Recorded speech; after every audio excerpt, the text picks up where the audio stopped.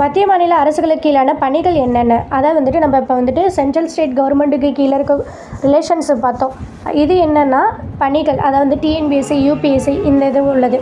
அப்போ மத்திய மாநில அரசுகளுக்கு கீழான பணிகள்னு பார்க்குறப்ப பகுதி வந்துட்டு 14 ஆர்டிக்கல் 308 323 வரைக்கும் அகில இந்திய ஆட்சிப் பணிகள் மொத்தம் 3 இருக்குது. இந்திய ஆட்சிப் பணி ஐஏஎஸ், இந்திய காவல் பணி ஐஆர்எஸ், இது அதாவது இந்திய காவல் பணி ஐபிஎஸ், இது 3 1947 ஏற்படுத்தியிருப்பாங்க.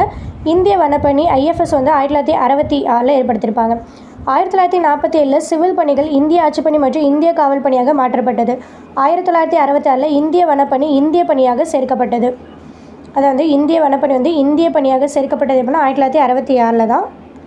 1951 அகில இந்திய ஆட்சிப் பணிகள் சட்டத்தின்படி எந்த பதவிகளுக்கு 33% பங்குகள் மாநில பணியிலிருந்து பதவி உயர்வு பெற்றவர்களை கொண்டு நிரப்பப்பட வேண்டும் என கூறப்பட்டிருந்தது. அகில இந்திய பணிகள் சட்டம் 1951. சர்தார் வல்லபாய் பட்டேல் அகில இந்திய பணிகளை பற்றி அரசியல் நிர்ணய சபையிடம் முதன்மையாக எடுத்து கூறி செயல்பட்டதால் அவரை அகில இந்திய பணிகளின் தந்தை என அழைக்கப்படுகிறார். அகில இந்திய பணி நீதி பணி முதலில் இல்லை. 1976 42 சட்டத்திட்டத்தின்படி புதிதாக உருவாக்கப்பட்டது. அகில இந்திய நீதிப்பணி என்பது மாவட்ட நீதிபதி பதவிக்கு கீழ் உள்ள பதவியை உள்ளடக்கியது.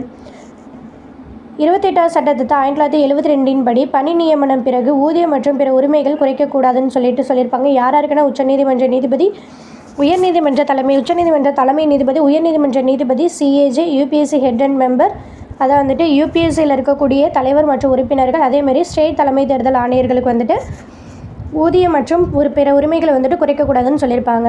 இப்போ அரசு பணிகளுக்கான ஆர்டிக்கல் 308 314 வரைக்கும் இது என்னங்கிறத வந்துட்டு பார்த்துக்கோங்க. அதுக்கு பொதுப்பணியாளர் தேர்வாணையம் 315 325 வரைக்கும் அவங்களுக்கான ஆர்டிக்கல். ஒன்றிய பொதுப்பணியாளர் தேர்வாணையம் யூபிஎஸ்சி பதவிக்காலம் 6 வருஷம் அல்லது 65 வயசு வரைக்கும். 1854 மெக்காலே குழு போட்டித் தேர்வுகள் மூலம் அரசு பணியாளர் தேர்வு செய்யப்பட வேண்டும் என கூறியது.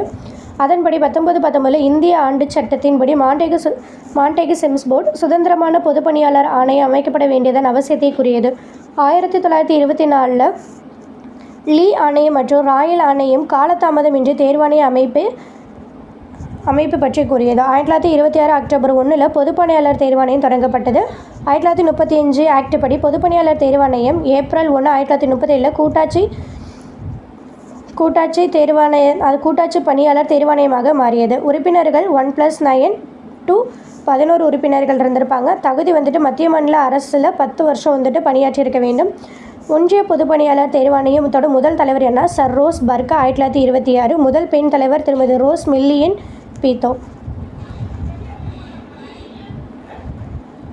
மத்திய அரசு பணியாளருக்கு தேர்வாருக்கான 3 அமைப்புகள்: ஒன்றிய பொதுப்பணியாளர் தேர்வாணையம் யூபிஎஸ்சி, அரசு அலுவலர் தேர்வாணையம் எஸ்எஸ்சி, பொதுத்துறை நிறுவனங்கள் தேர்வுக்குழு பிஇஎஸ்ஆர். மாநில பொதுப்பணியாளர் தேர்வாணையம் ஸ்டேட் பப்ளிக் சர்வீஸ் கமிஷன் 1929 மாநில பொதுப்பணியாளர் தேர்வாணையம் ஏற்படுத்தப்பட்டது. 1924 மദ്രാஸ் மாகாணம் மாநில பொதுப்பணியாளர் தேர்வாணைய வாரியம்னு சொல்லிட்டு அமைச்சிருக்கோம். அது 29 வந்துட்டு தேர்வு ஆணையமாக நம்ம வந்துட்டு மாற்றிருப்போம். 1930 சைமன் குழு அறிக்கையின்படி ஒவ்வொரு மாநிலம் ஒரு பொதுப்பணியாளர் தேர்வாணையத்தை அமைக்க வேண்டும் என கூறியது. 1933 வெள்ளை அறிக்கை மூலமாக மாநில பொது தேர்வாணைய முக்கியத்துவம் வெளிப்படுத்தப்பட்டது. 1935 ஜியோ ஆக்ட் படி ஒவ்வொரு மாநிலத்திலையும் மாநில பொதுப்பணியாளர் தேர்வாணையம் வந்துட்டு அமைக்கப்பட வேண்டும் என கூறியது. இதில் ஒரு உறுப்பினர், அதாவது 1+ உறுப்பினர் என்னன்னு சொல்லிட்டு வரையறுக்கவில்லை. நியமனம் வந்துட்டு ஆளுநர் நியமிக்கிறாரு. நீக்கம் வந்துட்டு குடியரசுத் தலைவர். உங்களுக்கு பதவிக்காலம் 6 வருஷம் 62 வயசு. இந்த கூட்டு பொதுப்பணியாளர் தேர்வாணையம் இந்த ஒன்றிற்கு மேற்பட்ட மாநிலங்களோட கோரிக்கையின்படி கூட்டு பொதுப்பணியாளர் தேர்வாணையம் வந்துட்டு உருவாக்க பாராளுமன்றம் சட்டம் இயற்றலாம்.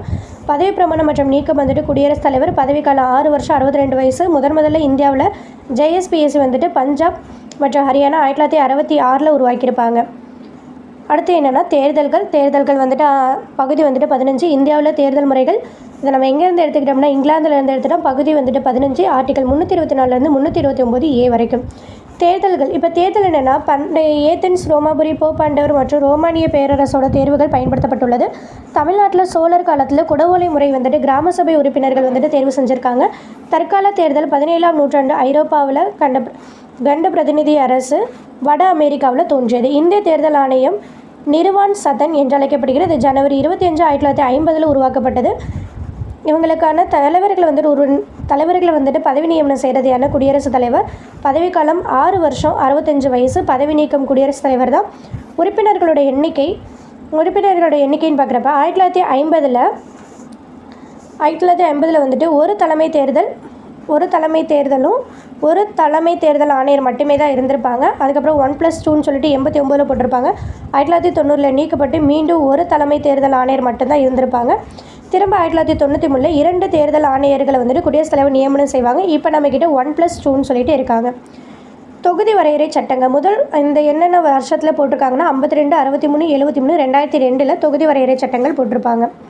தேர்தல் ஆணையத்தோட அதிகார படிநிலைன்னு பார்க்குறப்ப தலைமை தேர்தல் ஆணையம் வந்து தேர்தல் ஆணையங்கள், தலைமை தேர்தல் அதிகாரி, மாவட்ட தேர்தல் அதிகாரி, தேர்தல் நடத்தக்கூடிய அலுவலர், வாக்காளர் பதிவு அலுவலர், வாக்குச்சாவடி தலைமை அலுவலர், தேர்தல் பார்வையாளர்கள். அதான் வந்துட்டு இவங்களோட படிநிலைன்னு பார்க்குறப்ப ஃபஸ்ட்டு தலைமை தேர்தல் ஆணையர் வருவார். அதுக்கு கீழே தேர்தல் ஆணையர்கள் வருவாங்க. அது கீழே தலைமை தேர்தல் அதிகாரி வருவாங்க. அது கீழே மாவட்ட தேர்தல் அதிகாரி, அதுக்கப்புறம் தேர்தல் நடத்தக்கூடிய அலுவலர், வாக்காளர் பதிவு அலுவலர், வாக்குச்சாவடி இதோட தலைமை அலுவலர், தேர்தல் பார்வையாளர். இது 1 by 1 எழுதணும். இது வந்துட்டு இவங்களுக்கான ஆர்டிகல்ஸ். தேர்தல் சீர்திருத்தம் தொடர்பாக அமைக்கப்பட்ட குழுக்கள் மற்றும் ஆணையம்னா தார்கந்து குழு 1974, தினேஷ் கோஸ்வாமி குழு 1990, ஓரா குழு 1993, இந்திரஜித் குப்தா குழு 1998, இந்திய சட்ட ஆணையத்தின் அறிக்கை 1999, வெங்கடச்சலையா தேசிய ஆணையம் 2002, இந்திய தேர்தல் ஆணையத்தின் அறிக்கை 2004, வீரப்ப மொய்லி ஆணையம் 2007, டங்கா குழு 2010. 1988 61வது சட்டத்திட்டத்தின்படி வாக்களிக்கும் வயது 21லேருந்து 18 குறைக்கப்பட்டது. இது 1989 மார்ச் 28 நடைமுறைக்கு வந்தது. ஒரு தொகுதியில் வேட்பாளர்களை முன்மொழியும் நபர்களோட எண்ணிக்கையை உயர்த்தும் வகையில் 10% அல்லது 10 வாக்காளர்கள் இதில் எது குறைவானதோ அதனை அதிகரிக்க வேண்டும். 1989 மின்னணு வாக்குப்பதிவு இயந்திரம் தேர்தல் பயன்படுத்தும் வகையில் ஏற்பாடு செய்யப்பட்டது. 1993 வாக்காளரோட அடையாள அட்டை வந்துட்டு அறிமுகப்படுத்தப்பட்டது. 1998 அரசு ஊழியர்கள் வாக்காளர் பணியில் ஈடுபடுத்த வேணும்னு சொல்லிட்டு 98 தான் அறிமுகப்படுத்தியிருப்பாங்க. 1999 முதல் வாக்காளர்களால் ஒரு பிரிவினர் தபால் வாக்கு பயன்படுத்தி வாக்களிக்கக்கூடிய முறை வந்துட்டு உருவாக்கியிருப்பாங்க 1999. 2003 இராணுவ வீரர்கள் வந்துட்டு பதிலி வாக்கு, அதாவது ப்ரோசி ஓட்டுன்னு சொல்லிட்டு ஒன்று பயன்படுத்தியிருப்பாங்க. 2003 தான் தேர்தல் ஆணையர்களோட வேட்பாளர்களோட முந்தைய குற்ற சம்பவங்கள் மற்றும் சொத்துக்கள் பற்றிய விவரங்களை பிரகடனப்படுத்துமாறு உத்தரவிடப்பட்டுள்ளது. திரும்ப 2003 மாநிலங்களவை தேர்தல் சீர்திருத்தம் மேற்கொள்ளப்பட்டு வேட்பாளர்கள் வசிப்பிடம் தொடர்பான கட்டுப்பாடுகள் நீக்கப்பட்டன. 2009 தேர்தலுக்கு பிந்தைய கருத்து கணிப்புகளை நடத்தி முடிவுகளை அறிவிப்பதற்கு கட்டுப்பாடுகள் விதிக்கப்பட்டுள்ளன. 2010 வெளிநாட்டு வாழ் இந்திய குடிமக்களுக்கு வாக்குரிமை அளிக்கப்பட்டது. 2011 தேர்தலில் செலவினம் உச்சவரம்பு அதிகரிக்கப்பட்டது. தினேஷ் கோஸ்வாமி குழு 1990 VP சிங் தலைமையில் அமைஞ்சது. 1990 அறிக்கை சமர்ப்பிக்கப்பட்டது. 96 பரிந்துரைகள் நடைமுறைக்கு வந்தன. மக்களவை தேர்தல் வேட்பாளர்களுக்கான வைப்பு தொகைன்னு பார்க்குறப்ப பொது வேட்பாளர்களுக்கு ரூபாய் 500லேருந்து 10,000 வரைக்கும், SC/ST வேட்பாளர்களுக்கு 250 50,000 ரூபாய் வரைக்கும். சட்டமன்ற தேர்தல் வேட்பாளர்கள் பொது வேட்பாளர்னா 250லேருந்து 5,000 ரூபாய், SC/STக்கு வந்துட்டு 125 ரூபாயிலேருந்து 2,500 ரூபாய். குடியரசுத் தலைவர் மற்றும் துணை குடியரசுத் தலைவர் வந்துட்டு 2,500லேருந்து 15,000 ரூபாய். குடியரசுத் தலைவர் வேட்பாளரை முன்மொழிய அல்லது வழிமொழிய வேண்டிய நபர்களோட எண்ணிக்கை 10லேருந்து 50 அதிகரிக்கப்பட்டது. துணை குடியரசுத் தலைவர் வந்துட்டு 5லேருந்து 20 அதிகரிக்கப்பட்டது. 2010 இது என்னங்கிறது அமௌண்ட்டு தான், டெபாசிட். வேட்பாளர்கள் மொத்தமாக பதிவான செல்லத்தகுந்த வாக்கு குறைந்தபட்சம் 1/4 வாக்கு பெறவில்லை எனில் அவர்களோட வேட்பாளர் வைப்பு தொகையை இழக்க நேரிட, அதாவது டெபாசிட் இழப்பு என அழைக்கப்படுகிறது. அரசின் நிதியுதவியுடன் தேர்தல் நடைபெற பரிந்துரைத்த குழு தான் இந்திரஜித் குழு 1998. மின்னணு வாக்குப்பதிவு EVM எலக்ட்ரானிக் ஓட்டிங் மிஷின் 1989 அறிமுகப்படுத்தப்பட்டது. 1982 ஃபஸ்ட்டு கேரளாவில் வடக்கு பரவூர் அப்படிங்கிற சட்டசபையில் இடைத்தேர்தலில் பயன்படுத்தப்பட்டது. உச்சநீதிமன்றம் இதை ரத்து செஞ்சது. திரும்ப 1998 ராஜஸ்தான், மத்திய பிரதேசம், டெல்லி சட்டமன்ற தேர்தலில் சட்டப்பூர்வமாக EVM பயன்படுத்தப்பட்டது. 1999 கோவா சட்டமன்ற தேர்தலில் பயன்படுத்தப்பட்டது. திரும்ப 2004 பாராளுமன்ற தேர்தல் மின்னணு வாக்குப்பதிவு நாடு முழுவதும் பயன்படுத்தப்பட்டது. EVM-ஐ வடிவமைத்தவர் யாருன்னா MP Hanifa.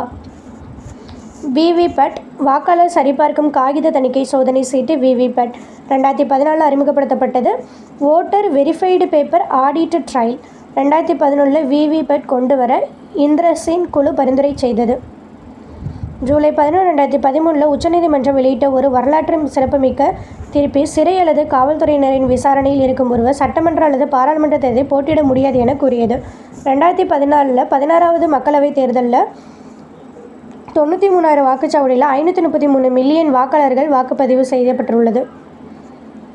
NOTA none of the எபோ தேர்தலில் போட்டியிட அனைத்து வேட்பாளர்களையும் நிராகரிப்பது என்பது வாக்காளர்களின் உரிமையாகும். இதற்கு முன் எதிர்மறை வாக்களித்தல் முறை இருந்தது. தேர்தல் நடத்தை விதிமுறை 1961 படி பிரிவு 49 ஒரு வாக்காளர் தனது வாக்காளர் வரிசை எண்ணை 17A வடிவம் பதிவு செய்து பின்னர் எதிர்மறை வாக்கு செலுத்தலாம். நோட்டா ஃபர்ஸ்ட் இந்தியாவில் 2009 சத்தீஸ்கரோட உள்ளாட்சி தேர்தலில் தான் அறிமுகப்படுத்தப்பட்டது. அமெரிக்காவில் தான் அனுமதி 1975 முதல் டெக்சாஸ் மாகாணத்தில் பயன்படுத்தப்பட்டது. இந்தியாவில் நோட்டா 2014 14வது நாடாக பின்பற்றி வருகிறது. ஃபர்ஸ்ட் கொலம்பியா, 2வது உக்ரைன், 3வது வங்கதேசம். மக்கள் பிரதிநிதித்துவ சட்டம் 1950 1950 ஒன்று வந்திருக்கு, அப்புறம் 51.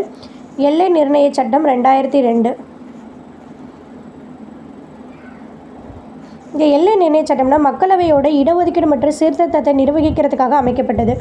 சிவில் நடைமுறை சட்டம் 1908 சிவில் நீதிமன்றம் அனைத்து அதிகாரங்களையும் கொண்டு வர வேண்டும்னு சொல்லியிருக்கோம். குற்றவியல் நடைமுறை சட்டம் 1973 ஆர்டிகல் 346 மற்றும் 34 கீழ் சிவில்னு சொல்ல வேண்டும்னு சொல்லியிருப்பாங்க. நீதிமன்றம் அதாவது நீதிமன்றம் சொல்லணும், சிவில் நீதிமன்றம்னு சொல்லணும்னு சொல்லியிருப்பாங்க.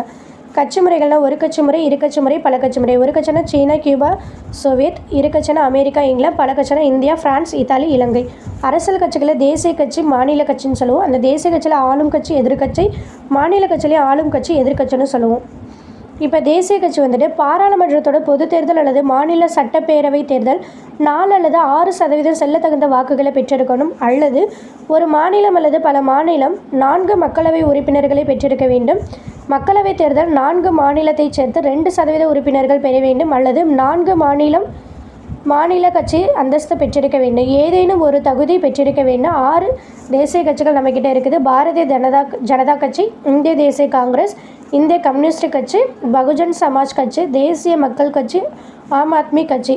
ஏப்ரல் 10, 2023 இந்திய தலைமை தேர்தல் ஆணையம் சிபிஐ, என்சிபி, டிஎம்சி இந்த கட்சி, அதாவது என்சிபினா தேசியவாத காங்கிரஸ் கட்சி, டிஎம்சினா திரிணாமுல் காங்கிரஸ் கட்சி தேசிய கட்சி அந்தஸ்தை ரத்து செஞ்சது.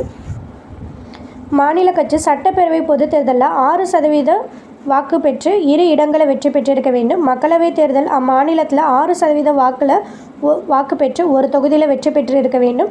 சட்டப்பேரவைத் தேர்தல் அம்மாநிலம் 3% வாக்கு பெற்று 3 இடங்களில் வெற்றி பெற்று இருக்க வேண்டும். ஒவ்வொரு மக்களவையிலையும் அதாவது ஒவ்வொரு 25 மக்களவை இடத்துலையும் 1 இடம் வீதம் மாநிலம் பெற்றிருக்க வேண்டும். மக்களவைத் தேர்தல் அல்லது மாநில சட்டமன்ற தேர்தலில் 8% வாக்கு பெற்றிருக்க வேண்டும். ஏதேனும் ஒரு தகுதியை பெற்றிருக்க வேண்டும். நம்மக்கிட்ட 2 மாநில கட்சி இருக்குது. அனைத்து இந்திய அண்ணா திராவிட முன்னேற்றக் கழகம் அதிமுக, திராவிட முன்னேற்றக் கழகம் திமுக. Thank you guys.